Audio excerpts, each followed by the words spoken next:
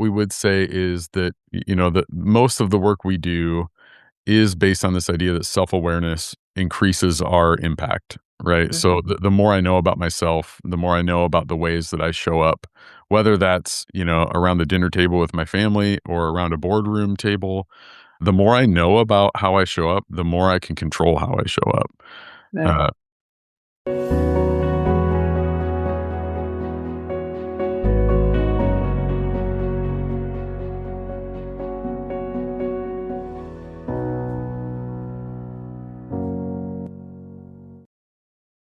Kurt Busch is a certified internal family systems practitioner, a trauma-informed coach, and co-founder of Brimstone Coaching Group. With a background spanning corporate leadership, pastoral ministry, and coaching, Kurt helps leaders break free from self-doubt, embrace authenticity, and lead with confidence. Having overcome his own struggles with imposter syndrome, Kurt is passionate about guiding others through transformational growth and into authentic leadership. Through Brimstone's unique E plus R equals T approach, which we will talk about, Kurt equips individuals and teams to move from exhaustion and frustration to clarity and wholeness.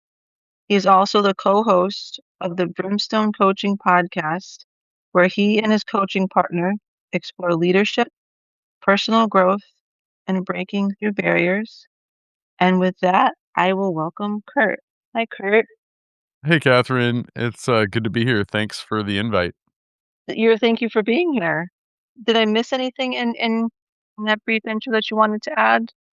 No, I think you hit it all. That's a very gracious introduction. Thank you for reading all of that. It's ridiculous how much you had to read. I'm sorry about that, but no, you did not miss a thing. No, okay. Well, I mean, there's a lot there, and I think it's all important to mention. Yeah. Um, I would like to start with maybe some definitions of some things to kind of lay a groundwork, if that's okay. Yeah. Could you, in your own words, tell us what an internal family systems practitioner and a trauma-informed coach is? Yes. So real briefly without getting too nerdy because I can tend to nerd out on these things. Internal family systems theory is a theory. It's not my theory. This is a theory that's much older than me. It's a theory that says that while we have one self, while we are one person, one self, we are made up of internal parts, and those internal parts are like siblings. And they like we as one self have the opportunity to listen to those parts, to receive those parts, to put those parts aside, to set them aside, whatever it is, we have those opportunities just like a family would. If you've ever seen the movies Inside Out and Inside Out 2, those are Disney movies. Have you seen those, Catherine? Mhm. Yes, yes, yes. That is internal family systems theory 101. That is Okay. exactly what those movies are based on, and they do a phenomenal job of explaining what internal family systems theory is.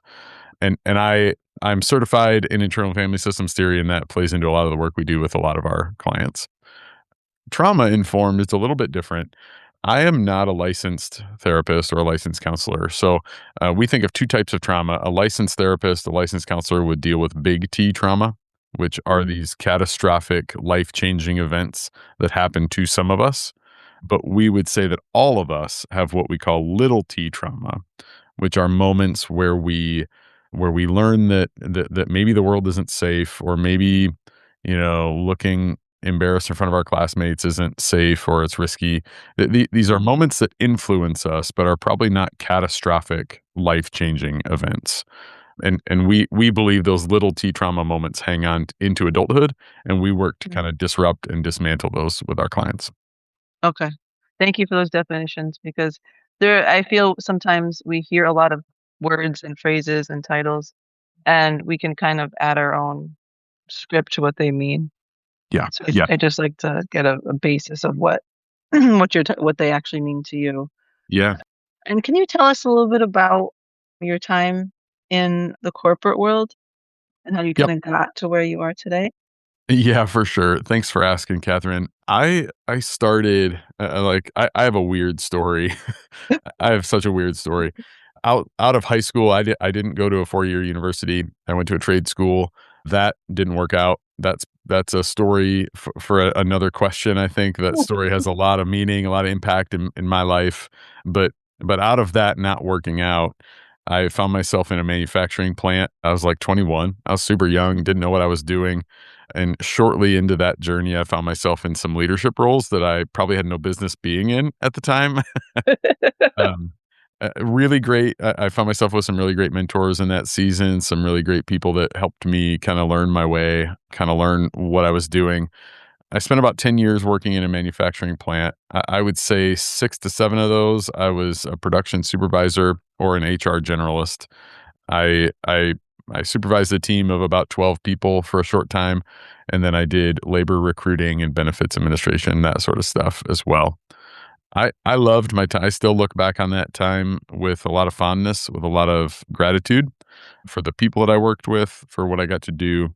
But then from there, I found myself in seminary. I went to seminary late in life. I was in my 30s with a family, took some online courses to get my master's of divinity degree. Then I pastored a church for a couple of years. I was an associate pastor for a couple of years. Then I relocated my family to launch a second campus of a really large church in December of 2019. We launched a campus on January 1st of 2020, which, if you remember, Yeah, 2020 was yeah. not a lot of fun. Not a great Um, year, no. not a great year. Perfect time to launch a second campus of a church. So I spent the next 5 years working to create culture in a new church plant, trying to pour into leaders, help leaders lead well. And that was really a season where I learned, like, I don't wanna go back to 2020 for anything, Mhm. but I learned that I really loved the work of helping my volunteer leaders in this church.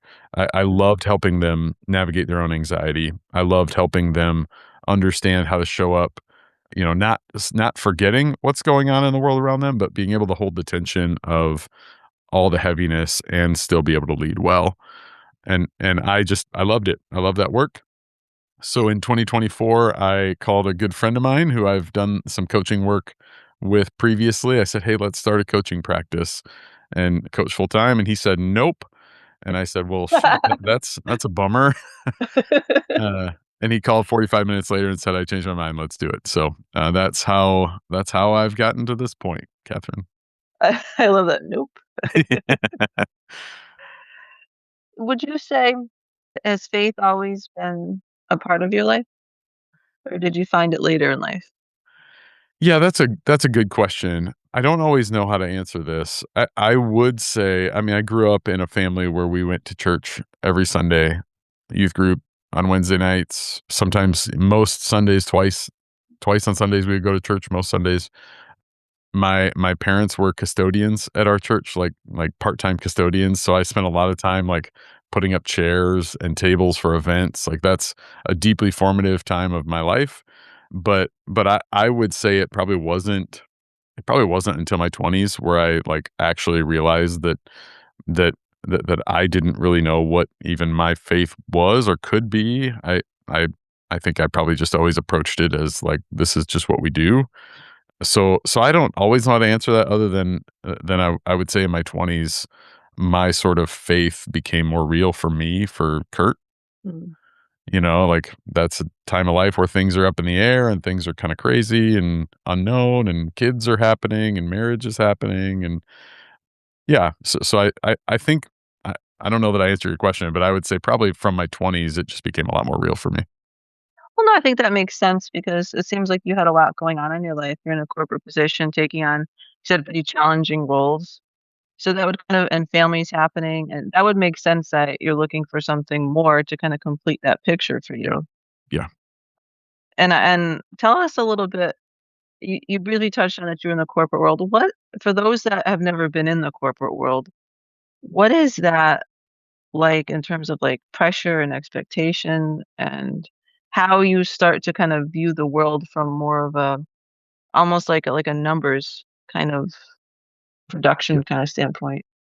Yeah, that's a good question. Thanks for asking it. I always like to say too, I haven't been in a manufacturer, like, I think I have a handle on the corporate world, but I stepped away from that job in 2016.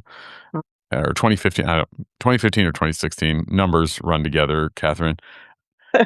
But the world has changed so much. I mean, I remember, like, we were just beginning to have conversations around, like, smartphone policies, like, how do we deal with social media? Like, we were just beginning to have these conversations. So I am present to how different the world is today than it was even 10 years ago. But yeah, I mean, there is a pressure that is unlike, well, that's not true. There's a similar pressure in the kinda nonprofit world, but the pressure looks a lot like constant metrics, and I remember feeling like these are metrics that I can't really control. Sure, I supervise a team of 12 people that have to have production goals, which production goals are good, right? But at the end of the day, like, machines break, people call in sick, whatever it is, and those goals are largely out of my hands as a supervisor, and yet the pressure is there every single day to walk into a room and see, well, you're not meeting your goals today. Figure it out. And that's not to say anybody around me was doing a bad job. That's I think that was my experience in the manufacturing world, is it's just so KPI, key performance indicator, it's so KPI driven that it's easy to lose sight of the human aspect of thing. It's also really hard to shut it off at the end of the day. I happen to work in a plant that ran 24/7, that never shut down unless there was a catastrophic event.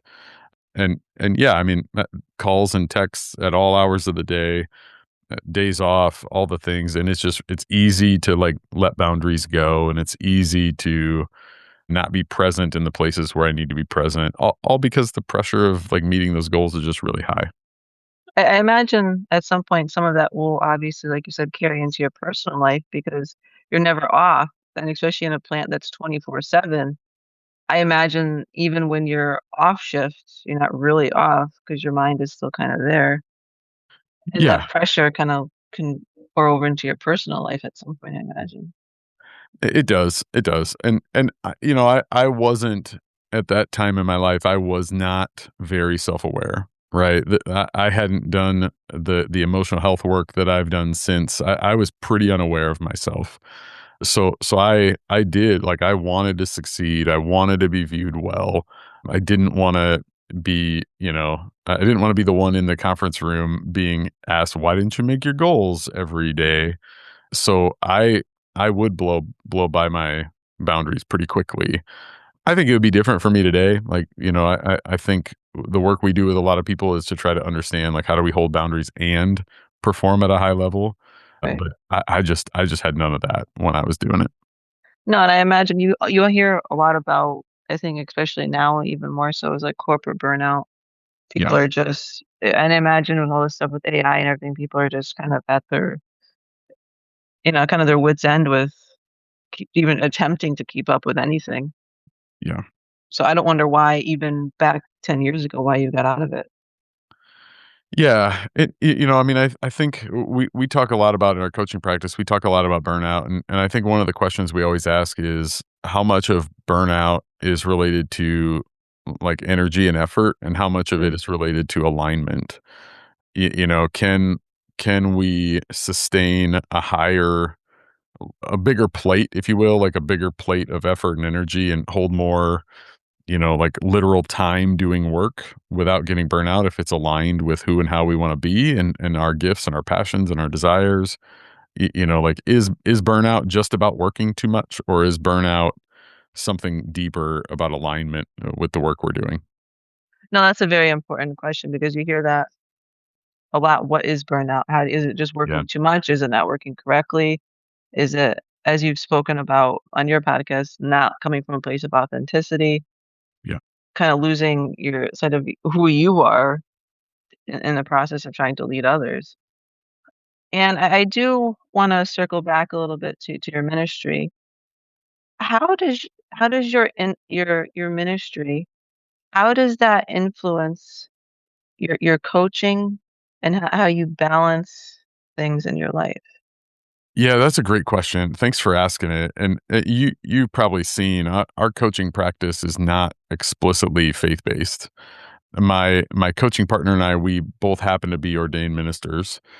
So, I think there is obviously an influence. I think what we would say unequivocally, the reason that we do the work is because we believe that we are created for right and we would say this to anybody. We're created for right relationships with ourselves, with creator, whoever we would call creator, our neighbors, and all of creation. Like we believe wholeheartedly that that's our design as humans.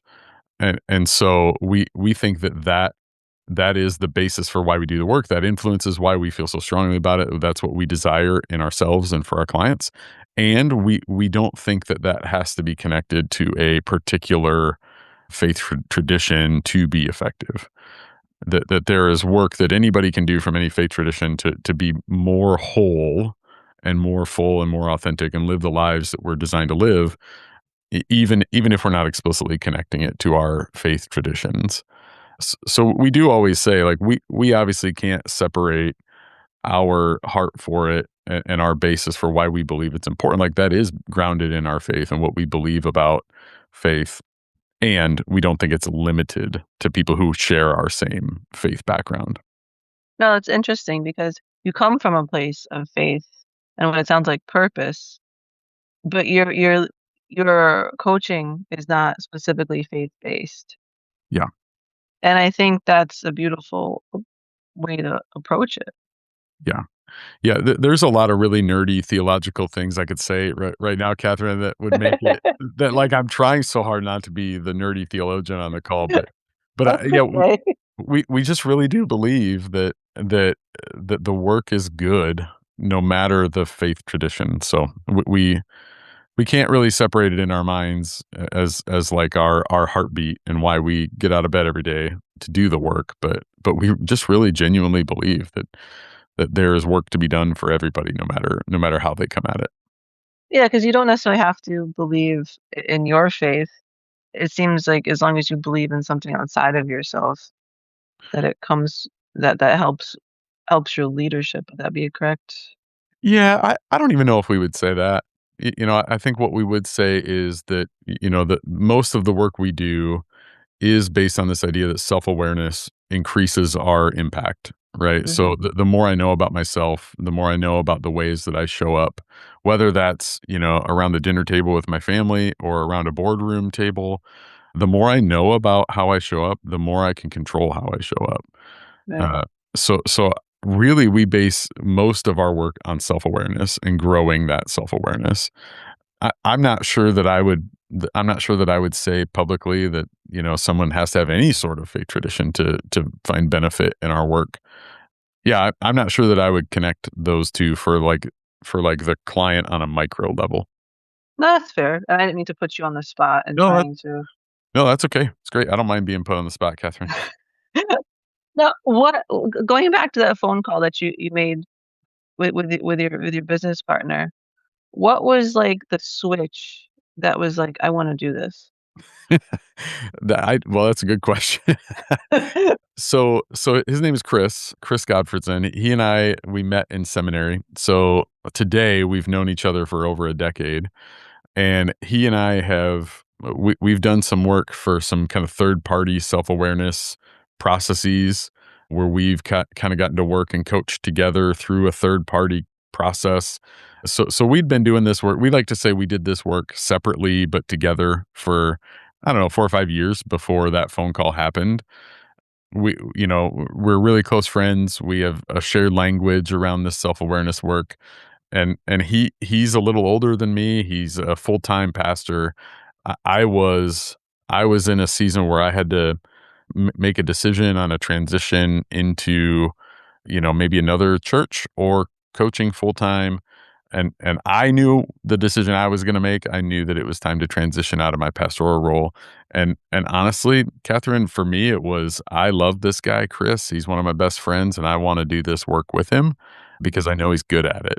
And Mhm. I know there's a need for it, and I know that we together are good at it. And I mean, who doesn't want to do something with one of their best friends? So I think his no was, I'm a full time pastor. He's got grandkids. It's a lot to start a business together, and I think his no was his default. I think he defaults to saying no, knowing that he can go back and say yes later so he doesn't overcommit. Huh, So I that's think part of the no was, like, I just say no to things so I can think about them. no, that's fair 'cause you probably took him, like, kind of off guard, like, just like, "Hey, Certainly. let's start a coaching practice." Yeah, yeah. Uh, and when you were putting together your coaching practice, Brimstones, what was you have a unique approach that I wanna touch on. The E plus R equals T. Was that a joint effort to come up with that? How did that come about? Yeah, I honestly don't know how it came. I'll tell you, Catherine, we both hate math, so I don't know why we made this equation. Like, we just hate math. So I'm not sure why we put it in a form of an equation, but it did sort of naturally. It actually came out as we were writing our book. We have a book that we've released, and in the process of writing it, we saw this kind of clear, natural progression of a framework that said when we have an encounter in life, we can reflect on it and that will lead to transformation. And it did sort of happen organically just with the two of us kind of writing our book and putting stuff down on paper together. I like the equation though. Math aside, I'm not a fan of math myself. I'm not. Um, but encounter plus reflection equals transformation. It's very simple, but it's very profound. Yeah.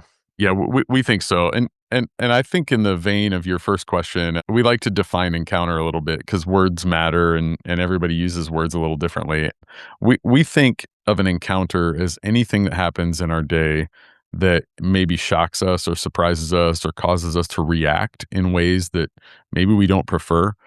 Maybe Mhm. this is the email that we get that causes us to, like, close our laptop and walk away, or maybe it's be getting cut off in traffic, or maybe it's a hard conversation with a supervisor. Those are encounters, Right. and they drive us again to respond in ways we don't prefer.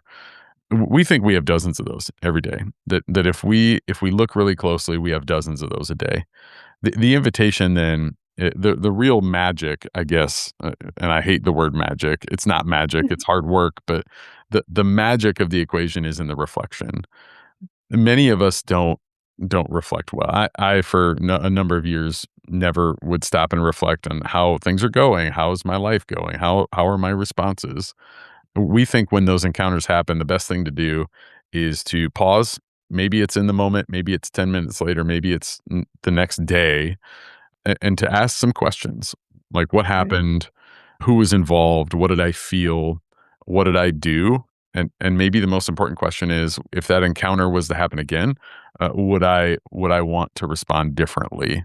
And we think that the magic is that once we see the answer to those questions, we can't unsee them. We can ignore them, but we can't unsee them. And that not being able to unsee, we think, is what leads most adult leaders to choose a different response next time, which then is transformation happening in real time. It seems like it almost creates like a pause. Yes, 100%, Catherine. That is spot on. And I think that's important. I've never worked in the corporate world, but from your description of the corporate world, there's not a lot of time to pause, or there's not a lot of pauses encouraged. Yeah, I think that's right. I think the last part, the way you said that in that last little bit is most accurate. That there's not a lot of encouragement to pause. I think what's true, most of us, not everybody, but most of us can, put 5 or 10 minutes on our calendar and have, like, a blocked out 5 or 10. We think reflection can just be 5 or 10 minutes. If Mm, a person's never reflected before and never intentionally created that space, 5 or 10 minutes is okay.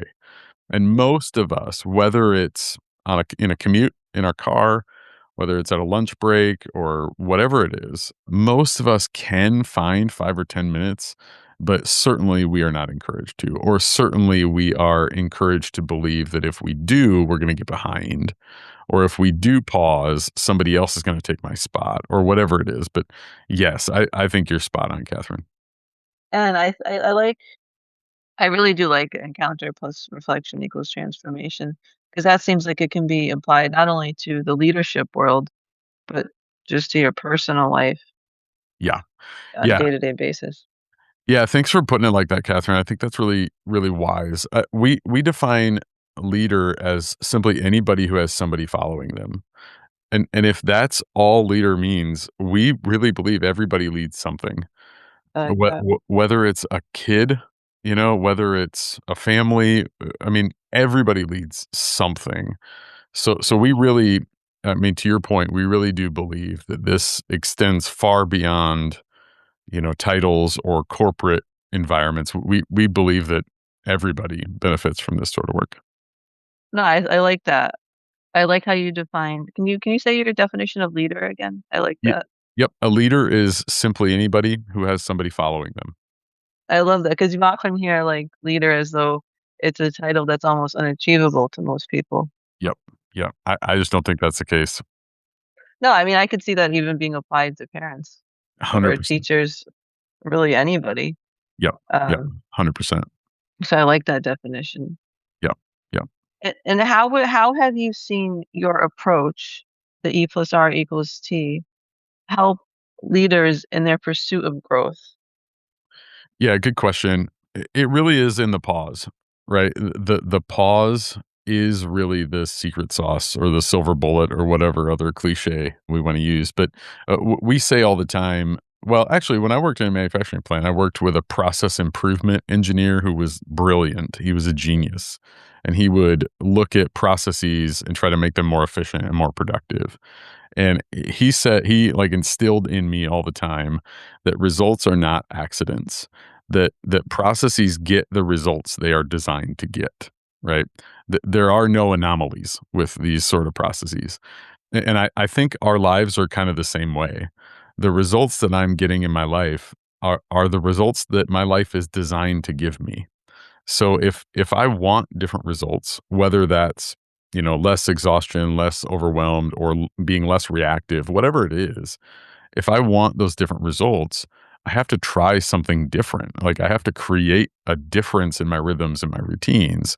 And that E plus R equals T is just enough of a pause and a rhythm change and a habit change that then is the beginning of saying, okay, I'm going to get different results because I'm trying a different process, right? It's a different rhythm and a different set of habits. And I like it because it's not beyond complex, because you can get Yeah. really complex, it seems, with, like, business and corporate, and Yeah. I personally don't see a lot of groups or coaches that have more of an approach that is not, financially driven. Yeah. Yeah. I mean, here's the thing, Catherine. I'm glad you said that, and I agree. I'm biased, obviously, but I agree. Our coaching philosophy, Chris and I's coaching philosophy, is that the solutions to the feeling of being stuck, or the solutions to not getting the results that we want, that they're already in us. Like, our my job as a coach is not to, tell a client, "Hey, do these 5 things and you're gonna, see different results." My job is to help them discover the solution that's already in them. So, we certainly don't believe that we are the purveyors of transformation. We think we, know how to ask good questions at the right time so that people can uncover the solution that's already there, but there's just something keeping them from finding it. Now even though you're kind of removed from the corporate world, Mhm. you're not fully, I would say, because you're still helping coach some of those in the corporate world. Is that accurate to say? Yeah, yeah. So our client base, we I would say about 50% of our clients are kind of corporate world, corporate leaders, probably the kind of stereotypical leader that you would think of. But the other 50%, we do coach a lot of pastors, and we do coach a lot of nonprofit leaders, executive director kind of folks. Yes, so certainly we do have quite a connection still into the corporate world through the clients that we coach. And what are you seeing in those little peaks into the leadership world that are the problems where you see, like, it starts to erode, where you see leaders reaching out to you for help? Yeah, I that's a good question.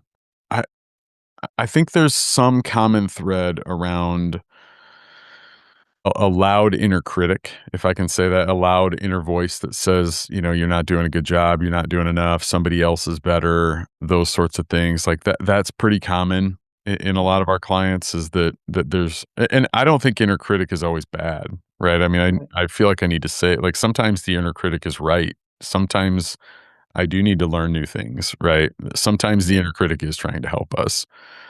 The question is like how do we what do we do with it? How do we listen to it? How do we discern what's real and what is, truly just unnecessary critique? And that's a pretty common thread.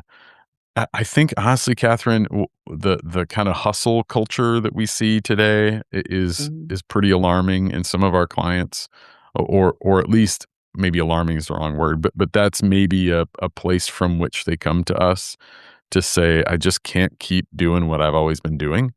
Yeah. Again, I can't sustain this level of work over the next 15 years or 10 years or whatever it is. And that seems pretty profound. There are some positive, like we are seeing some positive things, but I think those are the two main ones that stand out in leadership culture today. Does it take, I know this may vary from client to client, but does it take a fair amount of time for, like, a nonprofit or someone in the corporate world to kind of accept the pause, like, that this is okay to stop? Yeah, yeah, it is different for everybody, but it is. I mean, it's scary, right? I mean, it is. It does feel risky when what even 10 years ago when I was leading in a corporate world.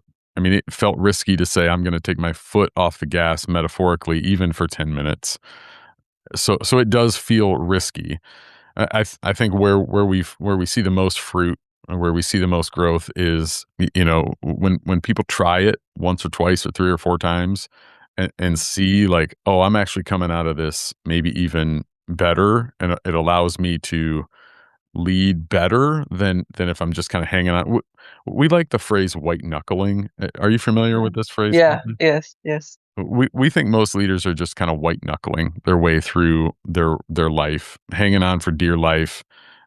What we find in our clients is if our clients, and I've seen this in my life too. Like Chris and I, we've seen that we're not just owners, we're clients too.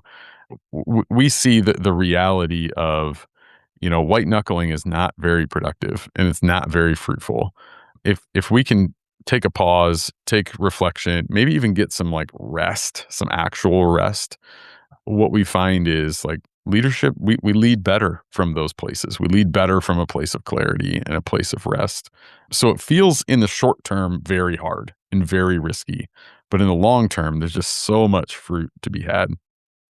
You touched on something that I think we hear a lot about, way too much about, and it's the hustle culture. Yeah. Like, you have to go, go, go, have all these side hustles and this and that, and that's a good way to kinda, I don't wanna go back to a, but it's a good way to burn someone out, Hmm. as far as, when do you actually stop? Yeah. Yeah. Yeah. It is a uniquely kind of last 5 year. I don't know if COVID had something to do with the kind of hustle culture or, if the sort of shift we're seeing culturally away from kind of traditional work. I don't know if that, has something that, everybody's a creator. You can be a creator or an influencer wherever you want. Like those are good, but then they also come with this hustle culture. I mean, it's easy to get sucked into, right? I mean, it's easy to see short-term gains and short-term goals. And I certainly would never, you know, begrudge anybody for wanting some short-term gains or short-term goals, but I do think this hustle culture is just extremely short-sighted. Yeah, It's extremely focused on now at the expense of myself a decade from now. yeah. I'm just not sure it's sustainable over the course of time, and I think my concern as a coach is often way more about sustainability than it is sort of traditional short-term success, if you will. It's kind of like, you know, the tortoise versus the hare. It's Yeah, kinda like what I think of when you talk. It's like, who gets to the finish line faster and in better shape? yeah, yeah. And what do you want? I think that's always like we ask our clients often, like, how do you define success? And again, I mean, if I want to define success by having a million social media followers and be, kind of a hustler. I can do that, but I think most people, given if they could get clear, would say, "Man, I'd rather do this for a longer amount of time and find a way that's sustainable with some longevity versus go all in right now for a short time for some results that aren't really gonna matter in 10 years."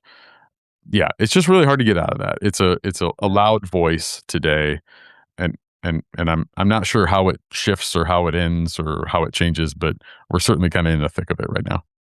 Yeah, I feel we've gotten addicted to, like, clicks and likes and reposts and this and that, and, Yeah, if you don't have if you don't have, 1,000,000 followers, it's and that is a terrible, terrible way to try to sum up a person's, value, yeah, um, yeah. and I'm sure you may see do you see some of that in your practice with people concerned about, like, their social media presence? Not really. We don't. I mean, I think part of it, Catherine, is so much of our sort of beginnings were working with people that either knew us or we had some common threads with. I I don't I don't know why, but we haven't, like, our client base hasn't been super concerned with that.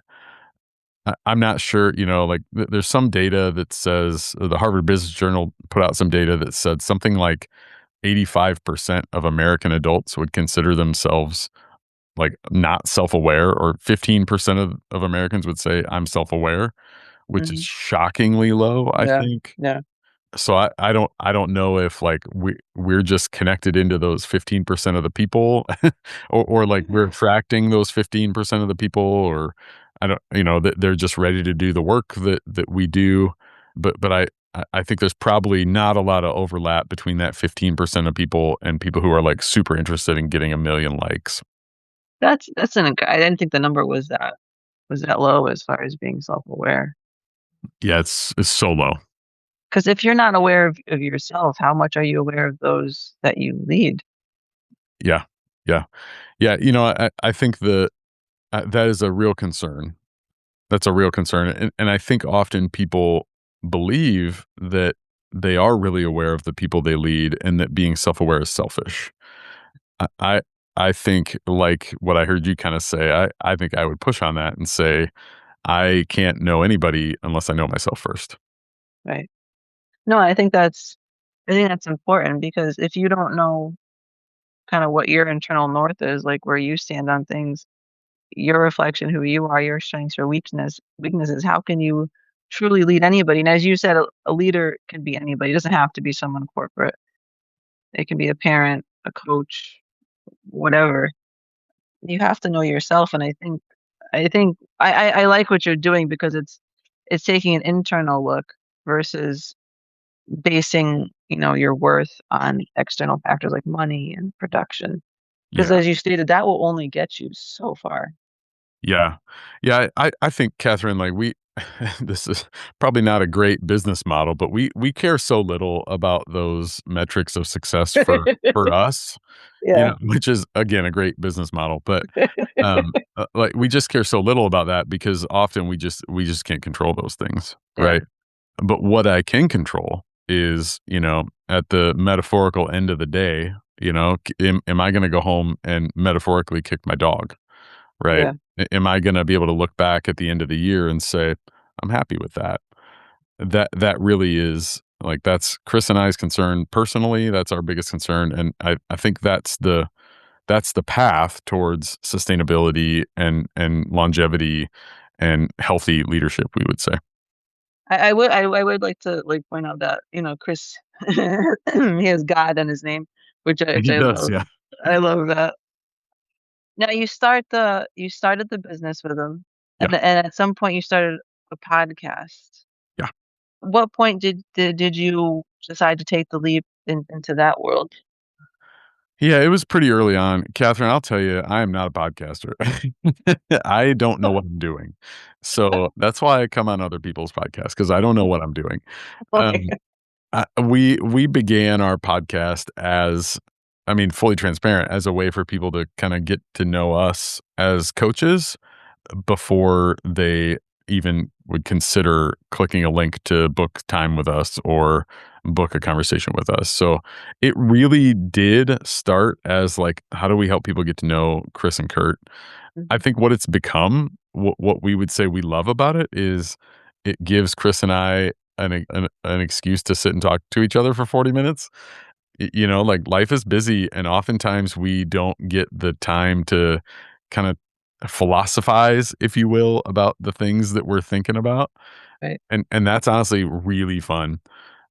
I don't know that we are going to be podcast celebrities by any chance, but we sure do have a good time, and I do think on some level it probably does serve the goal of helping people get to know Kurt and Chris, but we certainly have a good time talking to each other. I'm a firm believer that, every podcast has its place and it'll find its people. I Yeah. I don't try I can't get caught up in all the metrics and this and that. There's this whole system. Like, I started to, and I was starting to lose my mind because it was just like it gets so complicated. And talking to you, I feel like you try to come from a place of, like, almost feels like abundance and gratitude versus, like, force. Yeah. Yeah, I mean, Catherine, I agree. This idea of put out a podcast and you can have an A thumbnail and a B thumbnail, and you can see which one has more clicks, and I maybe I should. I just don't care. I don't like I don't have the brain space to try to guess what an algorithm is gonna like or not like. Yeah, I I honestly don't even know if any of that's real, like, yeah, I think that's the sort of podcast content creator side of the million likes, right? Like, you can chase that stuff and you can chase that stuff, and I think for me, I think at the end of the day, if I can look back and say I'm happy with we call them inputs. Like if I'm mhm, happy with the inputs that I gave, the energy, the effort, then that's how I'm going to measure success versus like, which thumbnail got more clicks, right? yeah. I think sometimes it starts to wear off, those clicks and those likes, and it's like it becomes like an addiction to it to a Yeah. degree. Like, how much can I get? Oh, I only got 1,000 today versus 2,000 yesterday, Yeah. and I think it's a terrible metric and pressure to put on yourself, Yeah. um, Yeah. in any facet of your life. Yeah. I agree. And I think neuroscience and data would say you're exactly right, Catherine. And I think and I'm curious, like, in your practice, do you see, some of the people that you help coach struggle communicating effectively with those they lead? Do you see communication as a struggle? Um, that's a good question. I would say maybe so far as communication includes how they show up. I mean, I think every human well, I'll speak for the Midwest. Here in the Midwest, every Midwesterner has a hard time with hard conversations. I don't know if you've Yeah. ever been to the Midwest, but Midwesterners can be pretty nice and sometimes too nice. I think Midwesterners have a hard time with hard conversations and being really direct. But I think often the desire to communicate is there, the understanding, like, what needs to be communicated is there. Mhm. It just is hard to have hard conversations. I also think we do a lot of work around anxiety, and anxiety, not to get in the weeds, but anxiety is we define it as an intense emotional response to a threat. A threat Mhm. could be like looking dumb or being embarrassed. A threat could be that little. Well, it's not Right. little. It could be that simple. So we would say like our communication gets hijacked when we feel a threat and our anxiety kicks in. Yeah. So I think yes, I would answer your question yes, insofar as the communication is hijacked by something else that keeps us from doing it well. Yeah. And that could be any number of factors, either Mhm. personal or professional. Yeah, Um, 100%. and I think that's where your approach comes into play, where it encourages that pause to try to really reflect and dig a little deeper as to where that anxiety, that the root of it is coming from. Yeah. Yeah, 100%. Now, you and Chris have a lot going on. You have the podcast, you have the coaching business, you have your book. How do you both find time to pause and kind of, because I imagine it creates a certain good feeling when you help all these people that you wanna keep helping more and more and more. How do you keep what's your definition of success today in all Yeah. of this? Yeah, thanks for asking that. And certainly, yeah, starting a business that we love creates a lot of opportunities to push too hard and blow by boundaries, just in a different way than the corporate world did, right? Right, It's really easy to say, I love this work. This practice is kind of our baby, and we're just gonna, we're gonna work 24/7 because we love it. We think a lot about counter systems.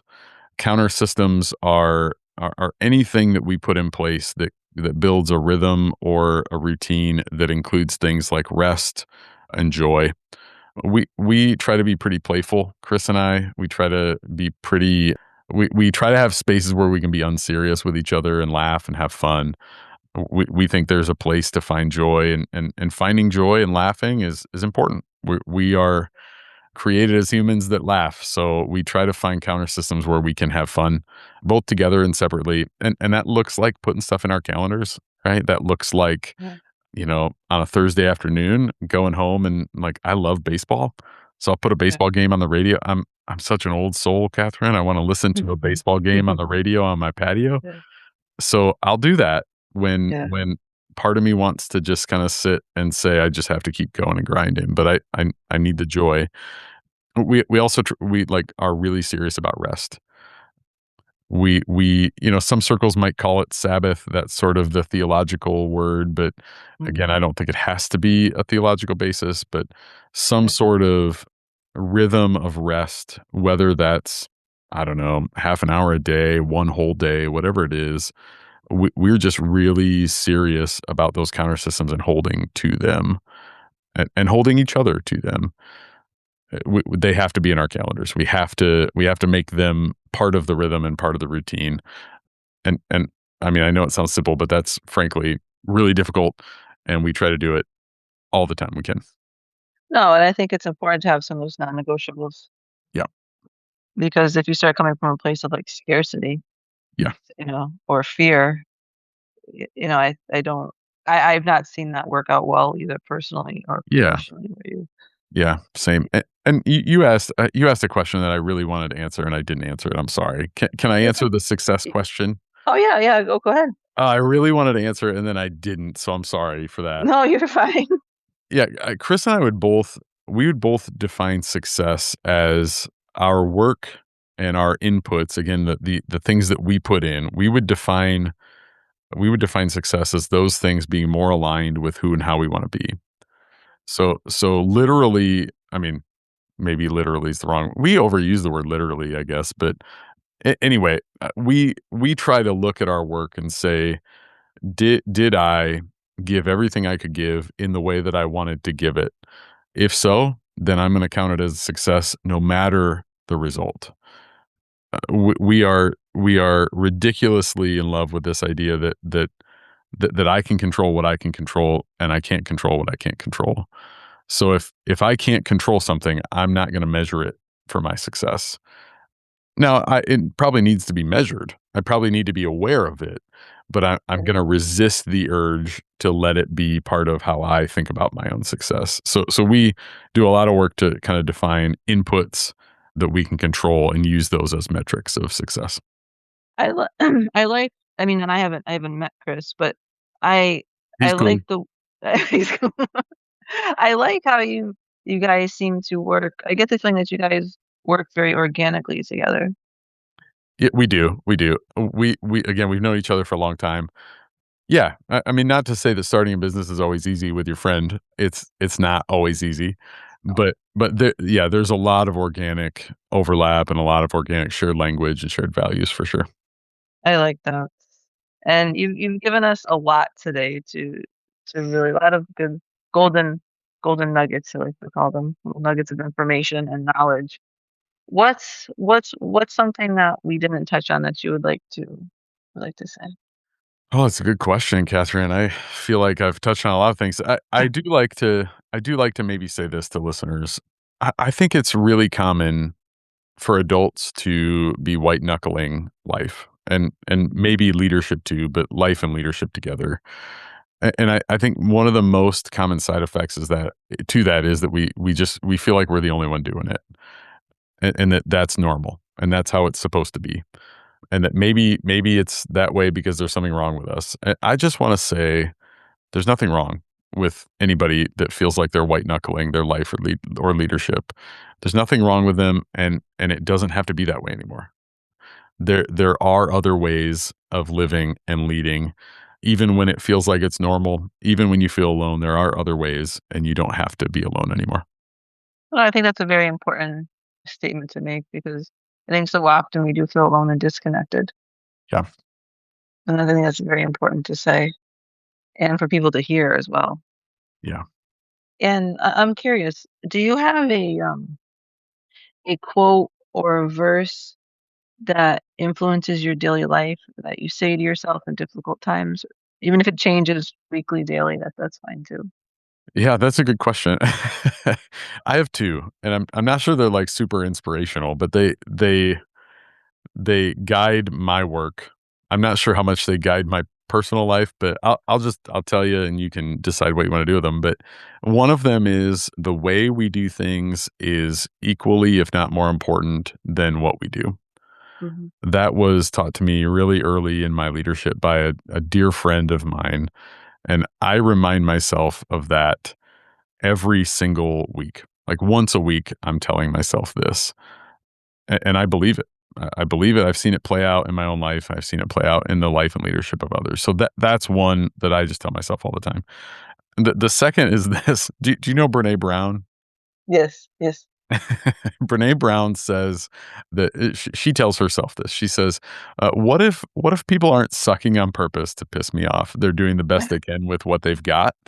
Um, I think that's true of me. Like, Mhm. I'm doing the best I can with what I've got. Yeah. Um, that's true of me, and I have to remind myself, like, that's true of everyone. That's sort of a way that I give myself grace and self-compassion, but it's also a way that allows me to give grace and compassion to others around me as well. No, I haven't I've read her work, but I've not heard her say that, but I think it's a simple way to put something very important. You know, Yep. people often aren't trying to piss you off as they go through this world. Yeah. You know, it just tends to be they could be having a bad day, something could happen. You don't know what someone else is going through. Yeah, they're Uh, doing the best they can, yeah, I just love I just love it. and What if so am people aren't I. doing it? Yeah. I live you live in Iowa, correct? Yep, yep. Yeah, I'll have to apply that because I live in Massachusetts and people are not shy with saying how they feel about anything, at Yep. all, and so I will have to apply that, especially when I'm on, like, the highway. Um, we just don't care about blinkers, nothing matters. It's just let's just, so that'll be good for me when I'm on the highway trying to, kinda keep my cool and take that pause a little bit. Uh-huh, uh-huh. Can I tell you a funny HR story, Catherine, Yeah, real quick? absolutely, Uh, absolutely. so so I did labor recruiting for a long time, and one of the processes when we would hire a salaried employee, like an office employee or a supervisor or manager or whatever, we would bring people in, like, we'd relocate people, and they would come in, and, like, I would fly them in and give them a whole day of interviews. We'd take them out to lunch and all this kinda stuff, and I remember one time there was somebody from the East Coast. I don't remember what state, but they were from the East Mhm, Coast. We went to lunch downtown of a town. I mean, it was like a 7,000 person town, so not tiny, but not big by any means. And mhm, we get out of our car and we have to cross the street to get to the restaurant. Not on a crosswalk, just in the middle of a street, no stop signs, cars don't have to stop. And we get to the edge of the parking spot, look into the road, and cars from both ways just stop and, like, do the wave on thing. And this yeah. person was so confused. This person was like, "What are they doing?" Well, they're like letting us cross. Like, this is what people do in Iowa. They see that we're trying to get across, so they stop. But he was so confused in that moment. I would be confused in that moment because that just does not happen around it just doesn't. It doesn't, like, I can think of, like, half a dozen streets in my own town. If I try to get out of, I'll be sitting there for, like, 15 minutes. They just people and, like, there's streets I will not cross on foot because, like, it's like, it's like death race. It's like Uh-huh. it's so, yeah, I can imagine, like, this nice, sweet, small town that you're in, and this person's just like, "What?" Well, Well, they you also have to know, Iowa Midwest nice means that they're probably sitting in their car cursing at you because they didn't wanna stop, but they feel like they're supposed to stop. So they do the nice thing, but probably resent you for it. So that's Midwest nice, but it was a funny moment that I love about my East I Coast person experience. I like that. One of these days I'll have to visit the Midwest. I think it'd be like a complete culture Yeah. shock Yeah. compared to what I'm used So thank you for a wonderful conversation. I really enjoyed talking to you today. I got a lot out of what you spoke on. I think one of my favorite things that you said was results are not accidents. Mm, I really like that. And we didn't touch on it, but I do wanna mention it, that you and Chris do have a book out, Live Fully and Lead Authentically: The Surprising Link Between Self-Awareness and Your Impact, and that is available on Amazon, and I'll have that link in the show notes as well. And please check out Kurt and Chris's podcast, the Brimstone Coaching Podcast, and his coaching group, also Brimstone Coaching Group. And all those links will be in the podcast to learn more about Kurt and Chris and what they do and how they do it, and to even book. And you said you have a like a call that people can book if they want to just kind of like informational kind of call. yeah, yeah, we give free sort of inquiry calls where we don't wanna charge anybody to see if we're a good fit. It's no obligation, no charge. They can find those links on the website as well. Yeah, so and again, that'll be in the show notes, so please check it out. Please give their podcast a listen, give their book a listen, and I wanna thank you, Kurt, for being here today, taking time out of your day to connect with us. I appreciate that. Yeah, Um, and as thank you. always I thank you so much, I really appreciate it. And as always, you can find me and the Collar Cap podcast on all major listening platforms. The easiest way to connect with the show and support us is through our link tree, which you can find in the show notes. All our links are in one spot. And please remember, you don't have to carry what you came from and keep telling your story, because you never know who you're going to help. And I'll see you next time.